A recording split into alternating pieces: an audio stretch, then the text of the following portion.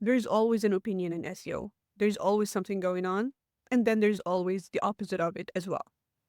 That's how this industry works. Anyways, I don't think that's a bad thing. I think this keeps everyone in check and makes sure everyone like is putting the best information or their best opinions out there. Anyways, so we've all seen posts circulating about how Google just killed GEO listicles. We all know that GEO listicles, or if you want to just call them listicles, were like this shortcut to get into AI overviews and ChatGPT and that sort of thing. And I personally was trying to get my newsletter listed on a lot of listicles, and I've done that, but it's very tricky, right? Once I find a listicle that's a source in AI overviews, I reach out, I get listed, AI overview switches to another set of listicles. So, anyways, so I saw this post from Steve Toth and I really appreciate it because, as I said, we always have this one opinion, right? And then there is another opinion. And sometimes this other opposing opinion does not get enough attention. So, what Steve here is talking about is people are saying Google just killed geo listicles. And he has a case study that actually shows that listicles still work, right? So his client listicle, 19K clicks, and it's still moving up, right? Same idea, same self-promotion, completely different outcome. So, and then he mentioned some stats. As I said, we all knew that AI overviews and ChatGPT were relying on listicles. And in December, for example, there was this study that showed citations to listicles were 43.8% of all sources. There's nothing easier than creating an AI generated listicle, right? And as he mentions here, some companies have been too aggressive 100, 200, 300 templated versions, best X software 2026, and so on, mass generated, uh, date freshened monthly, just changing the date and stuff like that. Obviously, Google has to step in. Every time there's a tactic that gets used and abused by SEOs, they have to step in. They have to raise the bar. And then once Google starts raising the bar, SEOs are like, oh, this doesn't work anymore. This is spammy. This is that. Well, that's not true. We've been saying the same about backlinks for so long. Google just raised the bar on the quality of backlinks, right? And so many things, not just backlinks, right? So here is and that's exactly what Steve is saying. So he dug into those websites that still have listicles that are still performing. Right. So they have actual comparison tables. They have category specific wins, right? Um, so they're not like, hey, I'm good at everything. They have honest limitations for their own products, right?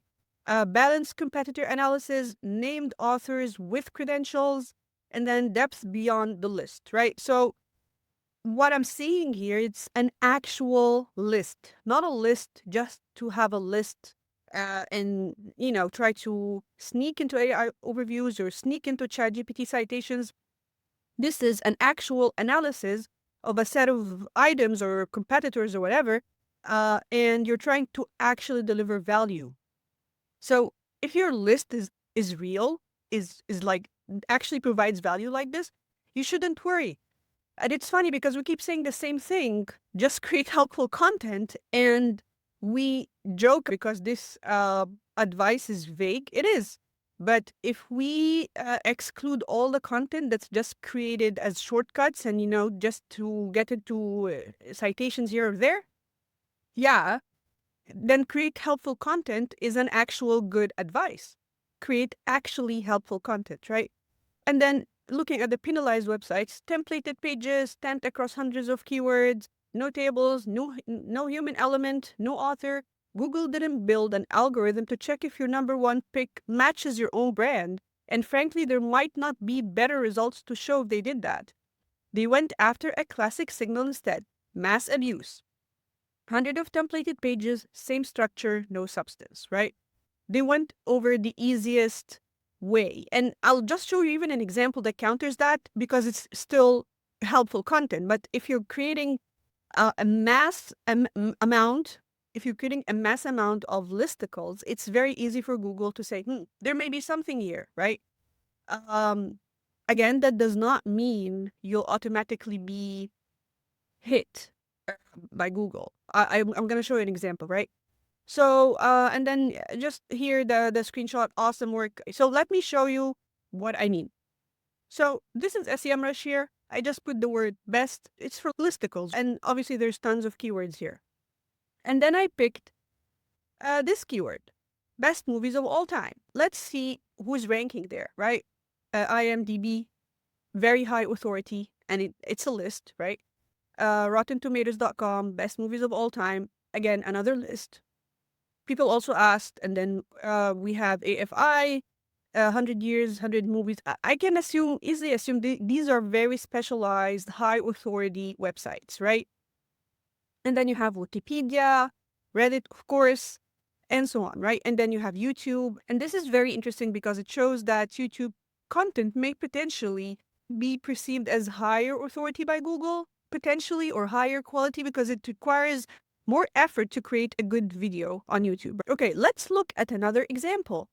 How about Best Coffee Makers 2025? Again, so if we see what's ranking, it's SeriesEats.com, New York Times. I'm gonna get back to this because this is really good.